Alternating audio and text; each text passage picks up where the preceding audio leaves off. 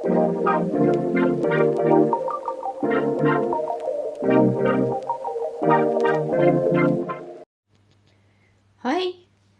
it's Sunday here, obviously.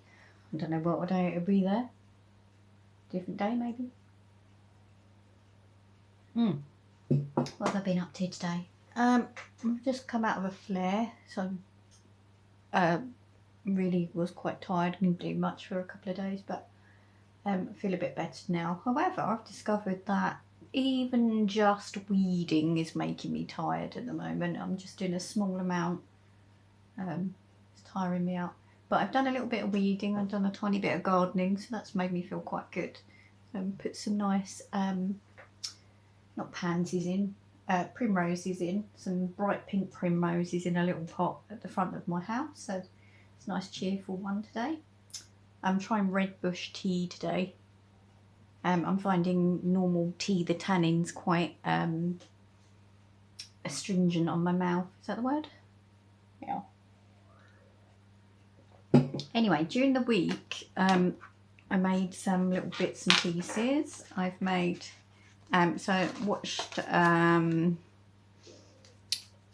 Natasha from Treasure Books. She just made some little arty panel pieces without any, you know, there's no reason for them. However, I really liked the fact that I could just do some little collages in front of the television if I wanted to and not concentrate too much.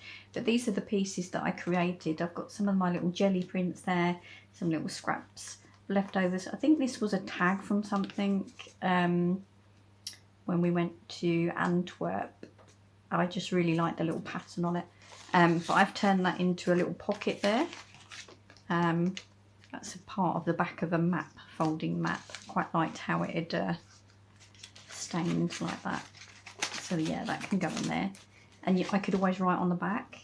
So I'm thinking that I might put little holes in them and bind them together. So I could do a little packet of each. Yeah, that was one of my flowers that I made the other day. This is a little scrap of rust dyed paper. There's a little bit of texture there. Part of that map again, which I've just covered in a bit of gold. There's a little belly band there. Hopefully that's not stuck down. Oh no, I stuck it down on purpose. Okay, I made it look like it wasn't. Yeah, and a part of the scrappy bit of map that I didn't think was very good for anything. However, it's a nice bit of writing. Nice for writing on. So yeah, there's two little things. And what else have I done? I have made a tiny little notebook, which was out of a medication box. I said, you know, I've been gaslighted for a couple of years now that there's nothing wrong with me, and they have found something that's wrong with me anyway eventually. But I keep saying I'm going to keep all my medication that I take, and this is one which was my for dry mouth. I use this quite a lot. So yeah, but it's quite cute, you know. This is a little bit of packaging paper that I've made to fit in. This was a tissue that I used at work when we was doing art club and we was messing around with inks. Anyway, a tiny bit of this ink spilt, so I just used a normal kitchen towel to mop it up, and this is what the end result was. I thought it turned out really nice. I thought, I'm going to keep that. And a little bit of bead there, obviously. So that's a little cute little thing, because I've nearly run out of my little notepad books that I make. These ones I like to put in my little pocket or things. It just help me remember things, obviously. These are for so I'm doing a pancake party over the road. I've been asked to put a craft table together, so the ages will be quite young up to, well, whatever age they want to join in. But I had loads of printy papers that the children had made anyway.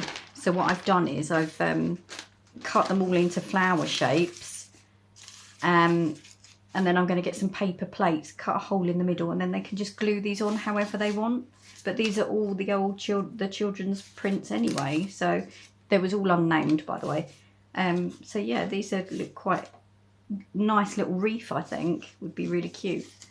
But yeah, there's, you know, you could have like quite a dark one if you wanted to, or some spring colour ones. It's up to you. But I've got loads of those. And some of them have turned out really good fun.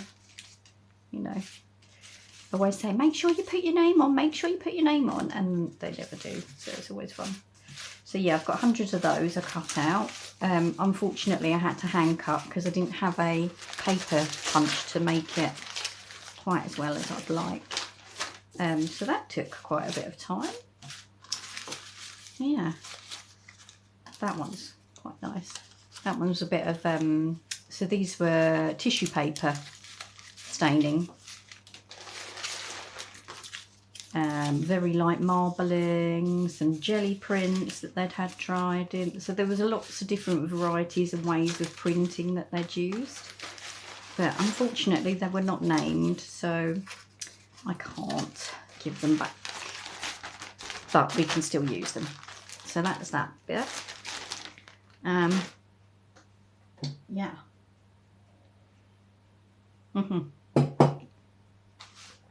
I have this piece of sticky back plastic that was meant to go on our sofa, and it's just fallen off. It's absolutely rubbish. It's meant to stop the cat from clawing it. So these little bits on here are just parts of the sofa. So yeah, what I'm going to do is I've got some of these pieces here, and I think I might make a couple of little tags to go on for that. So I'll do that in a minute. But here's today's story. I love this book. I haven't read all the way through it, so here we go. Swindler Hadfield caught, Pretty Mary avenged. 1803. After months in which England has hoped for his capture, swindler John Hadfield has at last been taken, and his seduction of Mary Robinson is paid for. Hadfield turned up in the Lake District last year, calling himself the Honourable Augustus Hope, and living on credit by signing bills. He wanted to marry a local heiress, but his prose of aristocracy did not deceive the young woman's father. Sorry, I'm having trouble focusing. Disappointed, Hadfield paid court to the Buttermere innkeeper's daughter, Mary Robinson. Mary was flattered that such a rich, generous gentleman could pay to court her, but insisted on honourable matrimony. Oh, her tears and shame when Bell signed Augustus Hope were dishonoured, and the rogue's flight revealed that he was plain John Hadfield and already married. All of England pitied the girl who yielded to the false deceiver. All decent people will be pleased that the innocent Mary has been avenged, and the bigamous bounder made to pay for the forged bills with his life. So he actually died. Oh, okay. Might have to look that one up. Was he hung? Hung for trying to be bigamous. Interesting. So yeah, I'm just going to see if I can make some tags with this.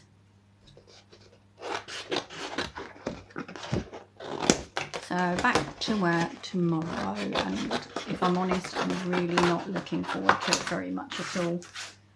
Not at all.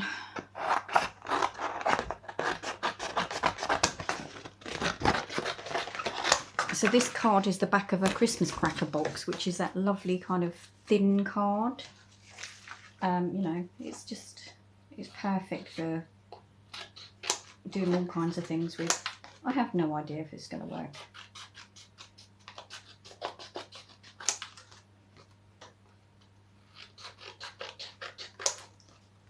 I don't even know if it looks straight. Probably not.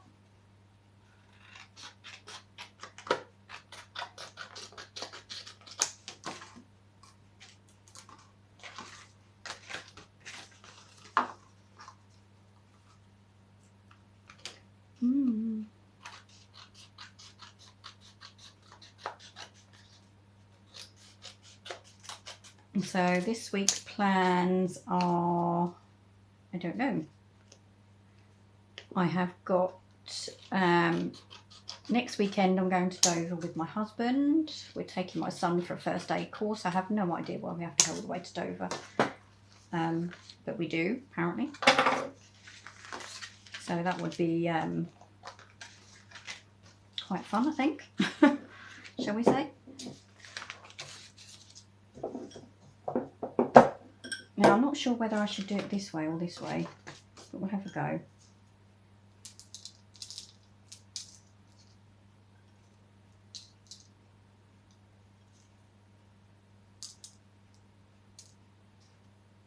Yes, Dover for 2 whole days, staying in a travel lodge.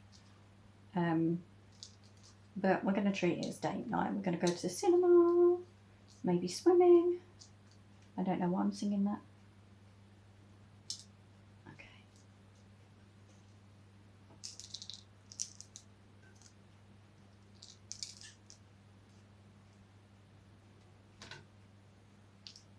Some of them are really stuck together, but these are obviously just my little hole punch pieces, which some of them were really nice colours, and I felt a bit sad just punching them out and leaving them.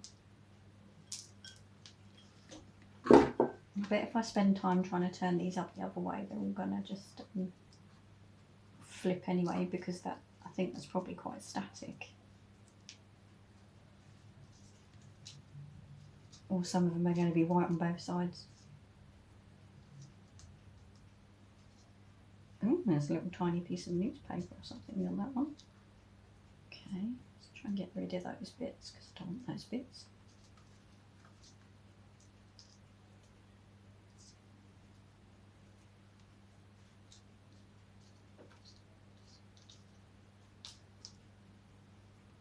And what else have I got? I've got trying to get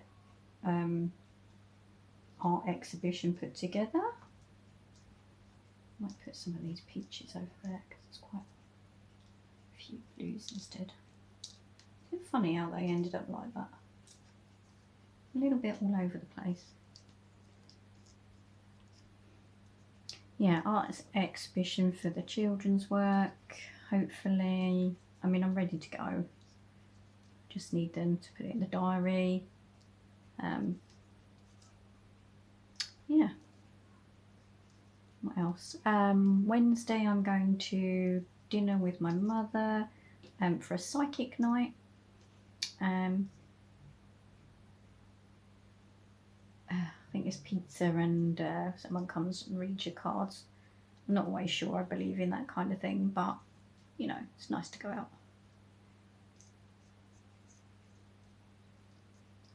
Okay.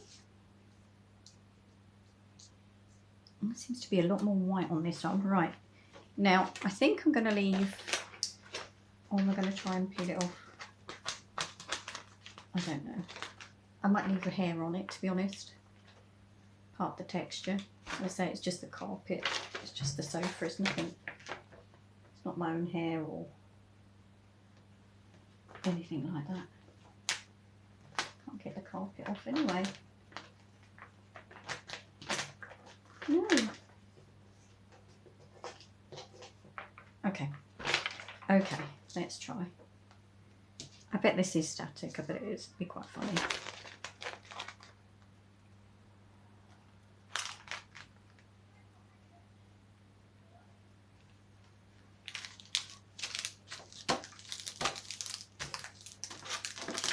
Okay.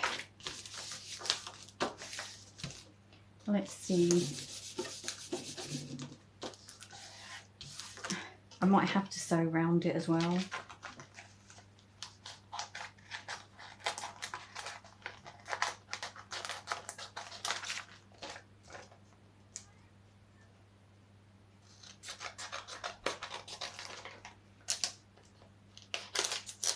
Ooh!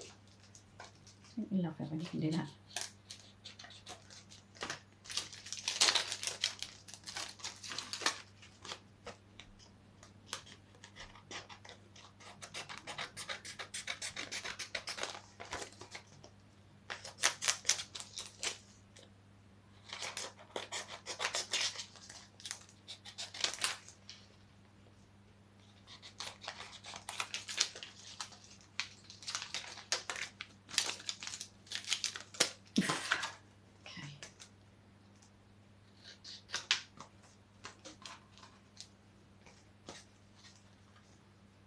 And like I say, this is a bit, just flip it that way, Laura, flip it that way.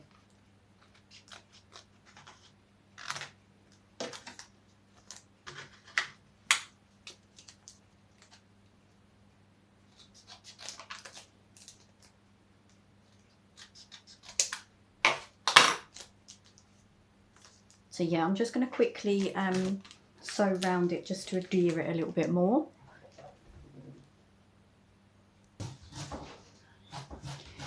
Yeah, so I've sewn round them.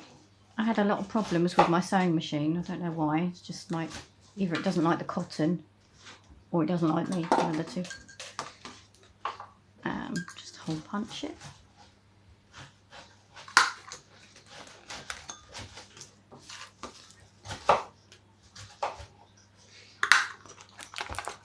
Ooh. I'm going to have a little bit of this. I'm trying to use up the things I don't like as much first. And there's my cat. I think my cat's going to try and get up here.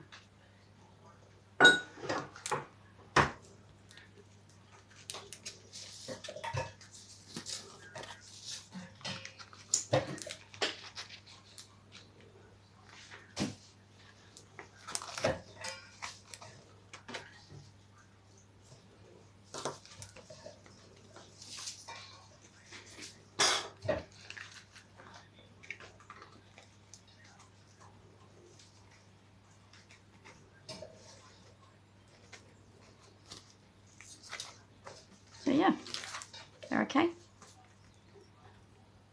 I think I'd make them again, but obviously use one. This is just to use, just to see if it worked, really. I don't think it's too bad. I use them for me anyway. So last book, burglar acquitted of because of improper promise, 1806. Labourers John Maycock and John Pope exhibited a sudden access of wealth this August, appearing in new clothes, hence the suspicion that they had murdered widow Mrs. Anne Marie Pooley, whose savings were taken for a house in Merewet Street off Blackfriars Road, London, by thieves who strangled her. The constables hinted that Pope could not be charged, for he implicated Maycock. So Pope told he and Maycock had entered Mrs. Pooley's house by removing a brick from the wash house wall and drawing back the bolt. They hid there until the old lady came down in the morning, whereupon Maycock throttled her and the two took £90 from the house. When the judge learned how Pope's confession had been elicited, he was furious and ordered the man's immediate acquittal. Maycock was not so fortunate and was hung. There you go. Anyway, have a nice week and I'll see you soon, okay? Thanks, bye.